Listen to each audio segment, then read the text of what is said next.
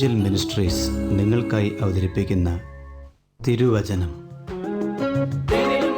തിരുവചനം പാടിയിടൂ, hallelujah, പാടിയിടൂ, hallelujah.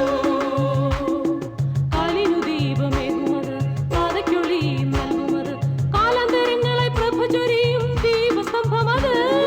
തിരുമാധുര്യം തിരുവചനം തെളിടു സോദരരെ, പാടിയിടൂ, ഹല്ലേലൂയ, പാടിയിടൂ, ഹല്ലേലൂയ.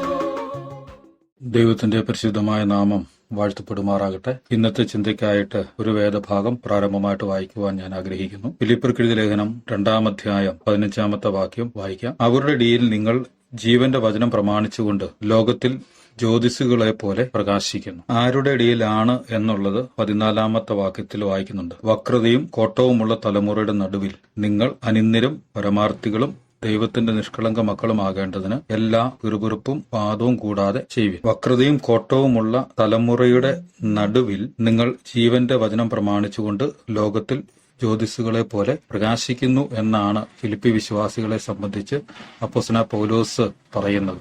ഈ ലോകത്തുള്ള ജനങ്ങളുടെ സ്വഭാവം എന്താണെന്ന് വ്യക്തമായി എഴുതിയിരിക്കുന്നു. വക്രതയും കോട്ടവുമുള്ള തലമുറയാണ്. അവരുടെ ഇടയിൽ നാം ജീവിക്കേണ്ടത് എങ്ങനെയാണ് എന്ന് പൗലോസ് ഇവിടെ രേഖപ്പെടുത്തിയിരിക്കുന്നു. ജ്യോതിസുകളെ പോലെ പ്രകാശിക്കണം എന്ന് പറയുന്നു, അഥവാ നക്ഷത്രങ്ങളെ പോലെ പ്രകാശിക്കണമെന്നാണ് പറയുന്നത്. ദൈവത്തിന്റെ വാഗ്ദത്തം അബ്രഹാമിന് നൽകുമ്പോൾ അബ്രഹാമിനോട് പറയുന്നത് നിന്റെ സന്തതി ആകാശത്തിലെ നക്ഷത്രങ്ങളെ പോലെ പെരുകുമെന്നാണ്. അവിടെ ഉദ്ദേശിക്കുന്നത് പെരുപ്പമാണ്. നക്ഷത്രങ്ങളുടെ കൂട്ടം പോലെ അല്ലെങ്കിൽ അതുപോലെയുള്ള എണ്ണം അബ്രഹാമിന് സന്തതികളായിട്ട് ദൈവം വാഗ്ദത്തം നൽകുകയാണ്. പക്ഷെ അവിടെ പറയുന്ന ഒരു പേര് നക്ഷത്രങ്ങളെ പോലെ അഥവാ ജ്യോതിസുകളെ പോലെ. ദൈവം പറയുന്ന ഓരോ വാക്കുകൾക്കും അതിൻ്റെതായിരിക്കുന്ന അർത്ഥം നമ്മൾ നൽകണം. അങ്ങനെ നൽകുമ്പോൾ ജ്യോതിസുകളെ പോലെ ഉള്ള അല്ലെങ്കിൽ പ്രകാശിക്കുന്ന മക്കളെ അബ്രഹാമിന് നൽകും എന്നവിടെ വാഗ്ദത്തം നൽകിയിരിക്കുകയാണ്. ഈ കാലഘട്ടത്തിൽ ജീവിക്കുന്ന നമുക്ക് ഒരു കാര്യം ചിന്തിക്കാം. ഞാൻ ലോകത്തിന്റെ വെളിച്ചമാകുന്നു എന്ന് കർത്താവ് പറഞ്ഞു. അതുപോലെ തന്നെ നമ്മളോടും പറഞ്ഞിരിക്കുന്നു, നിങ്ങൾ ലോകത്തിന്റെ വെളിച്ചമാണ്. വെളിച്ചം പ്രകാശിക്കുവാനായിട്ടുള്ളതാണ്. പ്രകാശിക്കേണ്ട സ്ഥലം പറഞ്ഞിരിക്കുന്നത് മറ്റെങ്ങുമല്ല, ലോകത്തിന്റെ വെളിച്ചമായിരിക്കുന്ന കർത്താവായ യേശു ക്രിസ്തു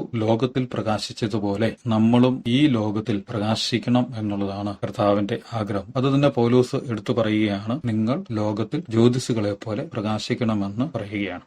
നമ്മിൽ നിന്ന് പുറപ്പെടേണ്ട പ്രകാശം എങ്ങനെയാണ്, ഏതു വിധത്തിലാണ് ആ പ്രകാശം ലോകത്തിൽ വെളിപ്പെടേണ്ടത് എന്ന് പറഞ്ഞിരിക്കുന്നത് 14-ാമത്തെ വാക്യത്തിൽ നമുക്ക് വായിക്കുമ്പോൾ മനസ്സിലാകും. നിങ്ങൾ അനിന്ദരും പരമാർത്ഥികളും ദൈവത്തിന്റെ നിഷ്കളങ്ക മക്കളും ആയിട്ടാണ് പ്രകാശിക്കേണ്ടത്. ഇവിടെ 3 കാര്യങ്ങൾ നമുക്ക് കാണാൻ കഴിയും. 1 അനിന്ദരാണ്, 2 പരമാർത്ഥികൾ, 3 ദൈവത്തിന്റെ നിഷ്കളങ്ക മക്കൾ.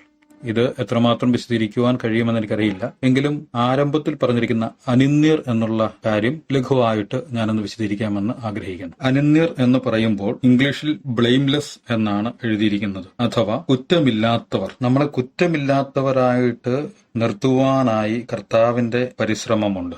ഒരു വാക്യം നമുക്ക് അതിനോട് ബന്ധപ്പെട്ട് വായിക്കാം. 1 കൊരിന്ത്യർ ലേഖനം 1-ാം അധ്യായം 8-ാമത്തെ വാക്യം. നമ്മുടെ കർത്താവായ യേശുക്രിസ്തുവിന്റെ നാളിൽ കുറ്റമില്ലാത്തവരായിരിക്കേണ്ടതിന് അവൻ നിങ്ങളെ അവസാനത്തോളം ഉറപ്പിക്കും. ഈ ലോക ജീവിതം ദൈവസന്നിധിയിൽ കുറ്റമില്ലാത്തതാക്കി തീർത്താൽ ദൈവത്തിന് മുമ്പാകെ നിൽക്കുന്ന ദിവസം നമ്മൾ കുറ്റമില്ലാത്തവരായിട്ട് നിൽക്കുവാനായിട്ട് കഴിയും എന്നുള്ളത് ഇവിടെ പൗലോസ് ഉറപ്പിക്കും. ദൈവത്തിന് മുമ്പാകെ നമ്മൾ കുറ്റമില്ലാത്തവരായി നിൽക്കണം എന്നുള്ളത് കർത്താവായ യേശുക്രിസ്തുവിന്റെ ആഗ്രഹമാണ്. അങ്ങനെ ദൈവത്തിന് മുമ്പാകെ കുറ്റമില്ലാത്തവരായിട്ട് നിൽക്കുവാൻ നമ്മളെ സഹായിക്കുന്നത് ഈ ലോകത്തിന്റെ നിയമങ്ങളല്ല, ഈ ലോകത്തിന്റെ ന്യായ വ്യവസ്ഥിതികളല്ല, അല്ലെങ്കിൽ നമ്മുടെ ചില നന്മ പ്രവൃത്തികളുമല്ല. പക്ഷേ കുറ്റമില്ലാത്തവരായി നിർത്തുവാൻ നമ്മളെ സഹായിക്കുന്നത് കർത്താവായ യേശുക്രിസ്തുവാണ് എന്നുള്ള കാര്യം നാം ഓർക്കണം. യേശുക്രിസ്തുവിന്റെ വചനം നാം പ്രമാണിക്കുന്നതിൽ കൂടെ നമുക്ക് കുറ്റമില്ലാത്തവരായിട്ട് ജീവിക്കുവാൻ കഴിയും. ഏതൊക്കെ കാര്യത്തിലാണ് നമ്മൾ കുറ്റമില്ലാത്തവരായിട്ട് ഈ ലോകത്ത് ജീവിക്കേണ്ടത്? ഒരു വാക്യം നമുക്ക് വായിക്കാം. 1 തെസ്സലോനിക്കർ 3-ാം അധ്യായം 10-ാമത്തെ വാക്യം. ഇനി നിങ്ങളുടെ മുഖം കാണുവാനും നിങ്ങളുടെ വിശ്വാസത്തിന്റെ കുറവ് തീർപ്പാനുമായി ഞങ്ങൾ രാവും പകലും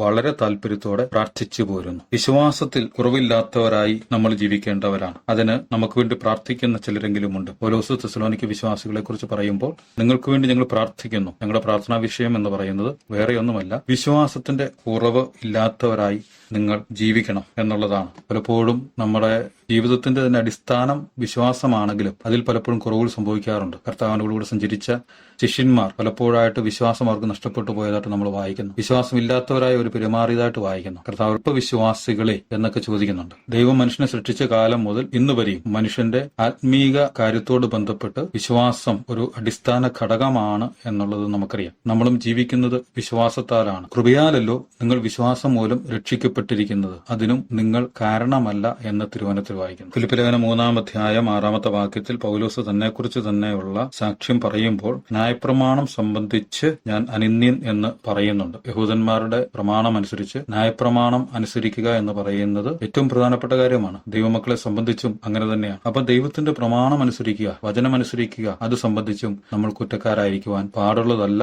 എന്നുള്ള കാര്യം ഓർക്കുക. 10 കൽപ്പനകളിൽ ഒരു കൽപ്പനയാണല്ലോ മോഷ്ടിക്കരുത്. നമ്മൾ മറ്റുള്ളവരുടെ കവർന്നെടുത്തിട്ട് നമ്മൾ ദൈവസന്നിധിയിൽ കുറ്റക്കാരായിട്ട് ജീവിക്കുവാൻ പാടില്ല എന്ന് പറയുന്നു. ഉൽപ്പത്തി പുസ്തകം 44-ാം അധ്യായം 10-ാമത്തെ വാക്യത്തില് യോസേഫ് തന്റെ സഹോദരന്മാരോട് പറയുന്നത് എങ്ങനെയാണ്? അതിനവൻ നിങ്ങൾ പറഞ്ഞതുപോലെ ആകട്ടെ, അത് ആരുടെ പക്കൽ കാണുന്നുവോ അവൻ എനിക്ക് അടിമയാകും, നിങ്ങളോ കുറ്റമില്ലാത്തവരായിരിക്കും എന്ന് പറഞ്ഞു. എന്റെ സഹോദരന്മാരിൽ ഒരാളുടെ ധാന്യച്ചാക്കിനകത്ത് പാനപാത്രം വെച്ചിട്ടുണ്ട്. അത് ബെന്യാമീന്റെ ചാക്കിനകത്താ. ഏതെങ്കിലും വിധത്തിൽ അത് പിടിക്കപ്പെട്ട് കഴിഞ്ഞാൽ ആ ചാക്കിനകത്ത് പാനപാത്രം ഇരിക്കുന്ന വ്യക്തി മാത്രം കുറ്റക്കാരനായിരിക്കും, ബാക്കിയുള്ളവർ കുറ്റക്കാരല്ല എന്നുള്ളതാണ് അവിടെ പറയുന്നത്. എന്ന് പറഞ്ഞാൽ നിങ്ങൾ ഒന്നും മോഷ്ടിക്കരുത് എന്നാണ് പറഞ്ഞിരിക്കുന്നത്. ഇന്ന് സമൂഹത്തിൽ പല വിധത്തിലായിരിക്കുന്ന പിൻവാതിൽ നിയമനങ്ങളും അങ്ങനെ ശരിയല്ലാത്ത വിധത്തിലുള്ളതായിരിക്കുന്ന അർഹതപ്പെടാത്തത് പലതും നേടിയെടുക്കുന്നതും നമ്മുടേതല്ലാത്തത് നമ്മുടേതാക്കി തീർക്കാനുള്ള പരിശ്രമങ്ങളും ഒക്കെ നടക്കാറുണ്ട്. മറ്റുള്ളവർക്കുള്ളതുകൊണ്ട് എനിക്കും വേണമെന്ന് നിർബന്ധം പിടിക്കാറുണ്ട്. ഇതൊക്കെ ശരിക്കും യഥാർത്ഥത്തിൽ മോഷണം തന്നെയാണ്. നമ്മൾ വിചാരിക്കുന്ന പോലെ ആരുടെങ്കിലും വീട് കുത്തിത്തുറന്നോ ബാങ്ക് കുത്തിത്തുറന്നോ കുറച്ച് പണം മോഷ്ടിക്കുന്നതോ അല്ലെങ്കിൽ കുറച്ച് ഭക്ഷണം മോഷ്ടിക്കുന്നതോ ഒന്നുമല്ല. അതിനേക്കാൾ വേറെ ചിലരുടെ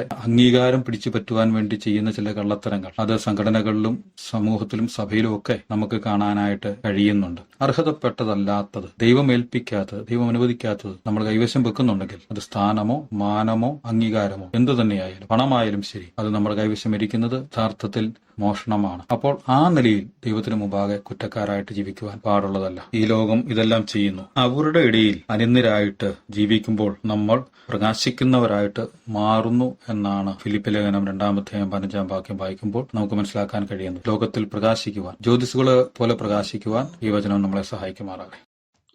ഈ സന്ദേശം ശ്രദ്ധിച്ച എല്ലാ പ്രിയപ്പെട്ടവർക്കും കർത്തൃനാമത്തിൽ നന്ദി.